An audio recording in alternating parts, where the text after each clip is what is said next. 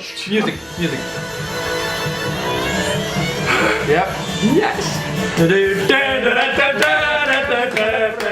I'm so happy about this. It's been a few weeks since E3 and we've been able to get over the Breath of the Wild sequel hype, so I guess it's time to talk about a few more games, or at least Smash Bros. Ultimate, since we got a very big DLC reveal that in many ways changes everything. And let's sum it up very quickly. It just finally happened. The bear and the bird are back home where they belong on a Nintendo system, and they can finally once again be with their Rareware buddies DK, Diddy and King K. Rool. And the Super Smash Bros. Ultimate DLC Pack 3, it comes with naturally the bear and the bird, Banjo and Kazooie, with their original design, well updated, Spiral Mountain as the stage with Bottles, Gruntilda and her lair, and music that has been, well, at least some tracks have been remixed by legendary composer Grant Kirkhope. But we have also received a bunch of quotes, both from Kirkhope but also from Smash Bros. Creator Masahiro Sakurai. And he had a few comments regarding Banjo, which has been translated from his column in Famitsu by Japanese Nintendo and then posted to Twitter by Push Dustin. And together with me now is Zeltik. I genuinely still can't quite believe it. Like, it's taken me, how long's it been, 2 weeks or something, to fully come to terms with the fact that Banjo and Kazooie are actually in Smash Bros. I think he's by far, well, the two of them are by far the characters that the Western audience definitely wanted the most, right? Like, there was all the Reddit polls and everything where people did the fan-made Smash ballots, and Banjo and Kazooie always topped it. Sakurai even says, when he says time to talk about Banjo-Kazooie, he says that they were incredibly requested by fans in the West for a long time. Even after King K. Rool and Ridley made its way in, requests were still coming in for Banjo, and in many ways it makes a lot of sense, because Banjo was the icon of the Nintendo 64 when it came to platformers next to Mario. Yeah, man, I completely understand. Like, he's the Bear and the Bird are my most wanted DLC characters. That's why I still can't quite believe that they're actually in. It's crazy. Yeah, and also Sakurai states that originally it wouldn't be hard to get them in to the game, but the thing was they didn't make it into Melee, and then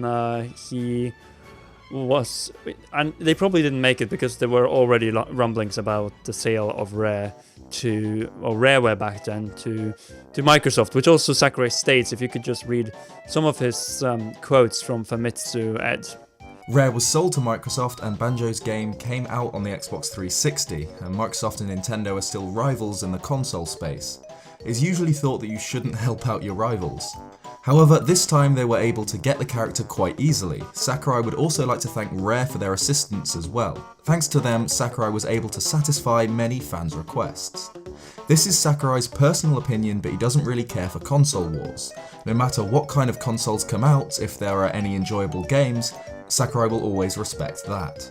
And in this case, we also know that Phil Spencer had multiple tweets stating... Oh, he was constantly saying, yeah, I'd love Banjo. He gave his full support to Nintendo for doing that. Absolutely, and the ball was always in the park.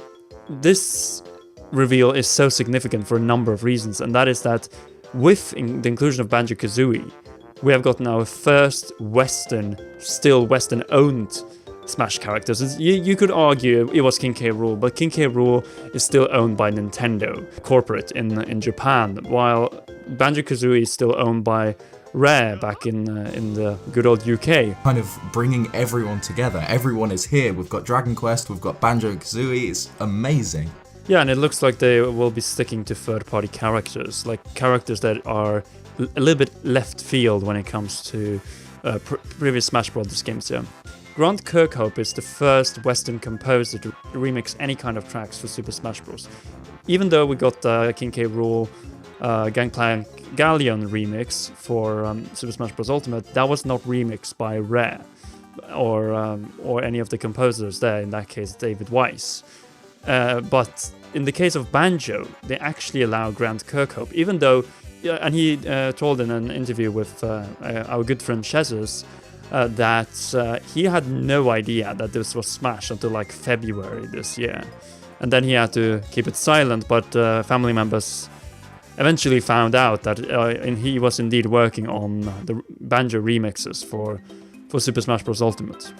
Well, there's the basic moves that everyone expected. So there's the Wonder Wing, which seems like his side B, Feather Flap for the up B, everything like that. But one move that is strangely missing, which is a very iconic move from the original Banjo, is the, I believe, Beak Buster? I can't remember. I apologise if I'm getting the name wrong, but it seems like it'd be fitting for a down air, which is the one where it's a stall and fall kind of Mario-style ground pound, which is such an iconic move for Kazooie.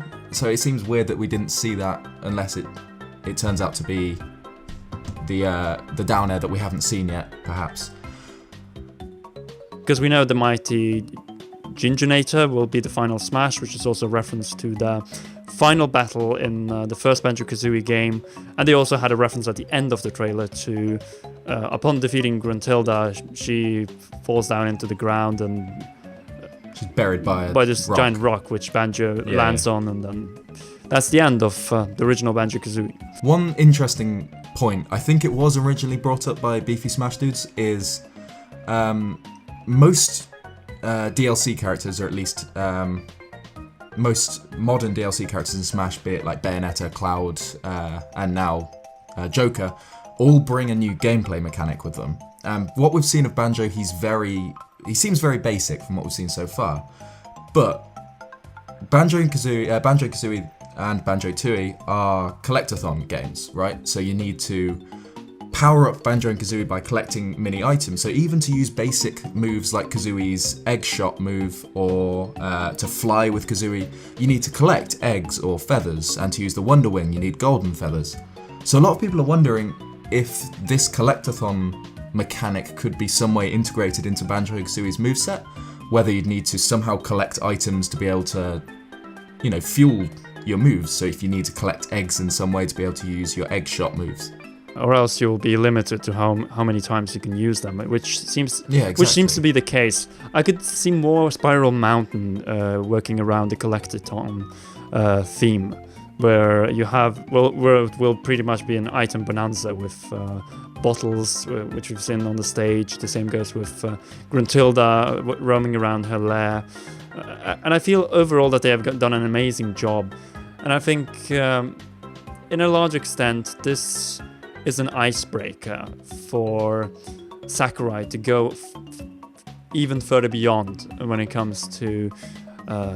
Was that a Goku reference? I don't think that means we are going to get Goku, but I think it just means that we are going to get more Western characters, and I wouldn't be surprised if the remaining characters are actually Western. So I guess that will be a topic for another video. But before we end off here, we also had a similar discussion with Rogersbase, where we went into also the future of Nintendo and Rareware, so make sure to stay for that one. Thank you, Zeltik, for joining in, and no problem. Thanks for having me. I was so happy with that Banjo announcement, and I think that trailer was perfectly done. Where you first see it and you think, oh, maybe it's going to be a villain, because that was the whole theming with K. Rool's trailers. It showed all the villains and then a villain. And so I'm going, okay, well, who's the next villain they're going to reveal? And then a Jiggy falls to and then as soon as, dude, even before the Jiggy, as soon as I saw K. Rool and DK and Diddy there, I saw some people's other reactions, and they were like, Linky Kong or Dixie Kong? And I thought, dude, that wouldn't be big enough to end the direct. So I knew right away, I'm like, this is going to be rare. Yeah. And then, as soon as the Jiggy drops, I mean, you were here with me. I was screaming, latched on to you like, oh my God! Exactly. I mean, and then, of course, the fake out with the Duck Hunt dog, laughing, the classic Duck Hunt laugh, and then, of course, him getting slapped in the face with the banjo. And I mean, seeing Spiral Mountain, the things they're doing with that stage, how the stage actually spins. So you're on one platform, but the stage is spinning around you. Gruntilda's flying in the background, Mumbo Jumbo's in the Gruntilda's lair mouth. We don't know what he's gonna do, but Bottles pops up. His moveset, I mean, he uses the Talon Trot as his dash. He's got all the moves from all the previous Banjo-Kazooie games. Their up B being like the spring pads. I just, and I can't wait. And when they said fall 29 this year, obviously it's coming after the Dragon Quest. So I think I talked about this with actually people at the Treehouse booth when I was there, and obviously they couldn't tell me anything. No, of course. But one thing that I think is going to happen, I think we're going to get, because we're only about a month and a half away from it, I think we're going to get the release of the hero from Dragon Quest at EVO. Because last year at EVO, they gave us the tease that there was going to be a Smash Direct in 2 days after EVO. And Nintendo has had a hand in EVO these past couple of years. And they have, and they also have sort of like this big stake on the community now, right? Like they are now fully involved with the Smash community. They're gonna be at EVO, or at least there will be people from Nintendo at EVO. And so I think it would make sense for them to say, okay, we're gonna shadow drop Hero during this, maybe show you some more gameplay of Banjo or something at a later date. Yep. But I also still feel like they could just hold off. They could just shadow drop Hero during EVO, and then Banjo give us the full detailed outlook on him, sort of like what they did with Joker in the September Direct, right? And that also is when I think we'll get more Rare. I think so too, like rare replay or maybe like more about the spirits. We already know via that data mine that there's going to be like Jet Force Gemini and Blast Core spirits. Absolutely. So I think there'll be more things. They can't put in GoldenEye spirits because licensing. Well, I hope so. Yeah. I don't think we'll get GoldenEye, but that would be fun. That would be an incredible nod back to it. Conker. For sure, Conker is for sure going to have a spirit. So maybe I wouldn't even be surprised if they added an assist trophy of Conker. That would actually be. Could you imagine, like Conker comes onto the stage and drinks, and then that'd be funny. I don't think they can do pissing. I was gonna say he probably won't pee on people. It's not gonna that will be the clean version, young Conker. That's why. It would be Conker's Pocket Tails Conker, not Conker's Bad Fur Day Conker. Yeah. Diddy Kong Racing Conker. Right. Exactly. Yeah. Exactly. All right, I think that's it's a good example. Rare replay could, I think that could be announced for the Nintendo Switch. This is a bank pretty much for both Microsoft and Nintendo. Oh, one other thing, not to cut you off, but one other thing I'm thinking about when we're talking about the Banjo stuff too is that it's been confirmed that Grant Kirkhope is not only the one who was behind the remix for the trailer, but he's also confirmed they are working on more remix tracks. Game Explainer had an interview with Bill Trinen, and he had mentioned that there are going to be multiple Banjo tracks in this game that Kirkhope is sort of overseeing. And this is also notable because as a big music buff, this is the first time that they've worked with somebody in the West to actually develop remixes for a Smash Brothers game. And of course, it makes sense for Banjo-Kazooie to have that because it's so ingrained with that's another thing we need to bring up. It's the first Western character inclusion in Smash ever. You can kind of argue King K. Rool, but at the same time, with Nintendo. Exactly. The franchise is still like Banjo is still owned by Rare, and they are a developer still located in England. Right. So that makes it the first genuine Western character. I'm glad that Banjo was the first one, that it won't be Sans when we get him during the next DLC. Okay, we're not going into that. We're not going into that right now. They need to add an indie representative after putting the first Western representative, but the floodgates now have opened a whole new realm of possibilities for a future. It's kind of hard to figure out what you would really want though, because they pleased East and West now with Joker, the Dragon Quest character, and Banjo. Yeah. Well, it's indies. It's the big push and drive for the Switch. I'm telling you, man, it's gonna be Sans or someone Undertale. I bet money on this at the party at my house last night. It's not gonna be Frisk. I think Sans is possible, and then they could do just like they did with Duck Hounds before Banjo. With Ness. Yes. And Sans. Do a little bit of a fake out, or like I said. But there would still be one left though.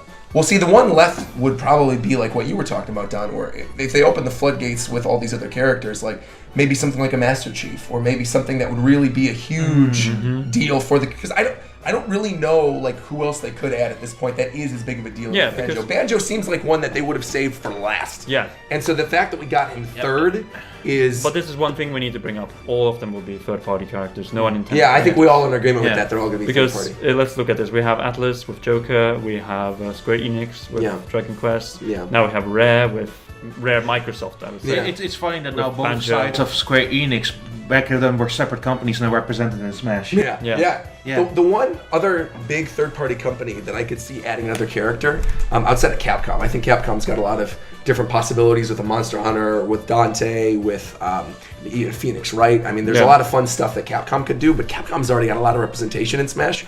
I think maybe they would give Namco another character as well. We already have Pac-Man, but considering Dark Souls is on the Switch now, they have a really good relationship with them in terms of the Tales series. You know, we got Tales of Vesperia. I could maybe see them doing Lloyd, but someone like Lloyd or Solaire isn't really mind-blowing in the same way that like Sans or Banjo are. It's not a good final to the DLC of Smash Ultimate. Exactly. Yeah, like at this point I just feel like we have gotten everything we want in this game. Right. Yeah. It's ultimate. Like they're breaking boundaries on I'm everything. super happy with these first 3 characters, but I'm not sure what I would want outside of that. No, I'm just like I'm pleased. I bought these 3 characters. I think the expansion pass, the fighter pass, is more than justified at this point. Yeah. And the only thing they can really add now is an indie representative, just like you mentioned. That's it, I do wonder if the Enix side is okay with having more than 2 audio files in Super Smash Bros. I don't know. I don't think so. I think we're probably going to get 2 tracks from Dragon Quest, and both of the tracks were in that trailer. Because that was exactly what happened with Cloud's trailer too. Yeah, that's true. Is we got Cloud's trailer, his introduction, we played the music, and then we got the second track in the second half. Actually, wait. Because they added 4 characters from 4 different... It doesn't matter. I mean, the theme of Dragon Quest. That's universal for the At least you series. should add a track from all of those 4 games. Yeah, they should. I feel. Yeah, they should. But then again, Nintendo might have been able to negotiate and say, this is paid DLC. We actually need more than 2 tracks this time around. Well, I mean, Cloud was paid DLC too.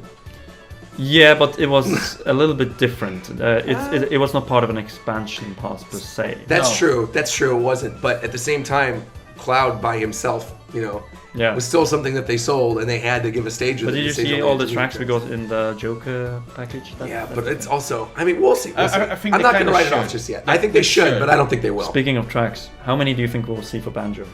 Lots. I would say probably 10. I would say we're probably going to get the remix of Spiral Mountain we already got. I feel maybe Gobi's Valley and Freeze's Peak will both be in there.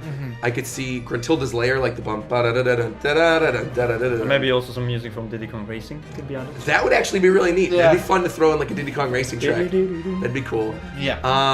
I also would not even be surprised to get a track from Nuts and Bolts. I think maybe Nuts and Bolts could get a track in there as well. Which, that was fully orchestrated when they originally made that game. Sure, so they wouldn't even need to remix it. They could just take the orchestrated soundtrack, which I think is one of the best things about that game, and toss it into Smash Bros. Sure. And I must think Rare must have loved working on this. Oh, Like I mean, everybody back. did. It was this huge thing where, Trinan talked about it in his interview, and Grant Kirkhope's been talking about it on Twitter. Sakurai. This really was a collaboration that was like a year in the making. And everybody was fully down with it, right? It was something that at first there were talks in the past about getting Banjo in Smash Bros. Does it really belong in Smash Bros? But once Phil Spencer put out that tweet and said, yeah, of course we're going to put Banjo in, I think that's really what got the talks going, and what ultimately caused all of this to start happening, where people were like, well, we could put our music tracks in. Yeah, let's use his original design. Let's not use the Nuts and Bolts one. Let's do this for the fans. And I also think that Spencer sees a possibility for bringing Rare more and more back into Nintendo, because of course he sees a revenue source. Of course. The revenue source for Microsoft, and he knows that Xbox gamers might not buy it as much as we could. So why don't we just launch the next Banjo-Kazooie, if we're making it, on both Xbox Project Scarlet and the Nintendo Switch. And they tested this with Cuphead as well earlier this year, and Cuphead has been selling and is consistently selling also incredibly in Japan, well. And in Japan. And on Japan, no less. And that is probably the most important point we need to bring up. Xbox is doing terribly in Japan. Yes, and I feel like having that connection with Nintendo is really going to help them sort of bolster those IPs. So if they do actually really want to make a strong resurgence in that area of the world, they can. Porting their games to the Switch. That's it. That's all they got to do. Make money in that region without actually having to be present in the region. Exactly. It's going to benefit Microsoft in so many ways, and I'm very excited to see the combination of Nintendo, Microsoft, Rare. Yeah. That could be amazing. I will say this. I think having Banjo in Smash not only means a lot for Nintendo and Microsoft's relationship, but I also think for Microsoft moving forward, right? Because I think this is sort of a Pit situation. Right. Where we got Pit and Brawl, and the redesign sparked Sakurai's interest to reboot that franchise, and that was something people wanted for a long time. Rare and I think will probably want to. Yeah, and I make think a new Rare Banjo now. sees this classic design of Banjo. This is clearly the one that people have wanted for a long time. And they're gonna go, you know what? Well, maybe if we remaster Banjo-Kazooie 1 and 2. Ever since like Sea of Thieves, I feel Rare is back. The new current Rare at least is back. Yeah. Because we're all in agreement that Grant Kirkhope definitely would have to do the music for whatever the next Banjo game is going to be too. Yeah. But I think he's prepared for that as well. Yeah, I mean, that's like a David Wise Donkey Kong Country situation. Yeah. You got to get him. Here's my best case scenario, right? Yeah. The best case scenario is Microsoft says, you know what, whatever, we're not doing anything with these characters. Clearly people on Nintendo want them, do whatever you want with Banjo-Kazooie. And they hand it off to Nintendo Tokyo. Oh. And that would, you get the Galaxy team working on a new Banjo-Kazooie game. But they bring back Grant Kirkhope to do the music and some of the original writers. With how Microsoft is struggling in Japan, I think it's possible. I think it is actually too. Yeah.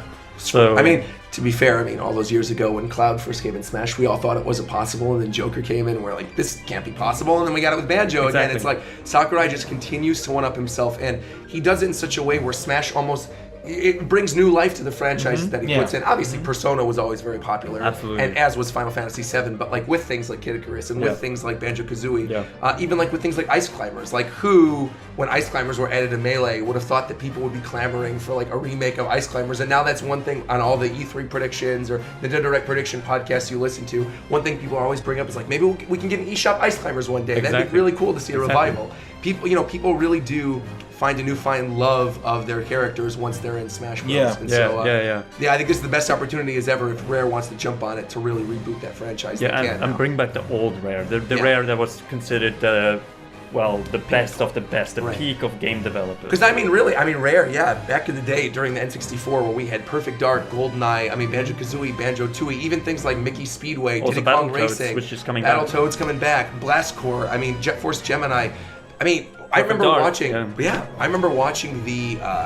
They had like the N64 VHSs that they would send to Toys R Us in North America, and I remember watching the one for that holiday that had Donkey Kong 64 and Jet Force Gemini and a preview of Banjo-Tooie on it, and just freaking out. And because those were Nintendo's big games for that holiday season. Yeah. Rare was their big developer. Rare was their retro, right? Yeah. Even more so, I would say, because retro, we haven't really heard from them publicly in a while. Obviously they worked on Tropical Freeze and they've worked on other things. Metroid Prime 4 now, but even retro's a lot more quiet than Rare was back at the time. Yeah. So on that note, thank you so much for joining in Rogersbase and Tendan. No, welcome. Where can we find you, by the way? You can find me on Twitter. That's at Nintendan. That's NANTNDAAN. Looks like I rehearsed this, but I do this a lot. And there you can find links to all the stuff that I do. Yeah, we might also go together to Gamescom in August. Yes. So I'm actually planning to go there this year. And Roger, once again, thank you so much you're very welcome. for coming on. I'm paying lunch for both of you because that's the least I can do for you now. And guys, if you haven't already, like this video, subscribe, all that jazz with notifications. Yes. Thank you to patrons, including royal producers Kenyatta Ali and Bradley Carriage. And guys and girls, we will see you in the next one. Bye-bye. Bye-bye. Bye. Thank you.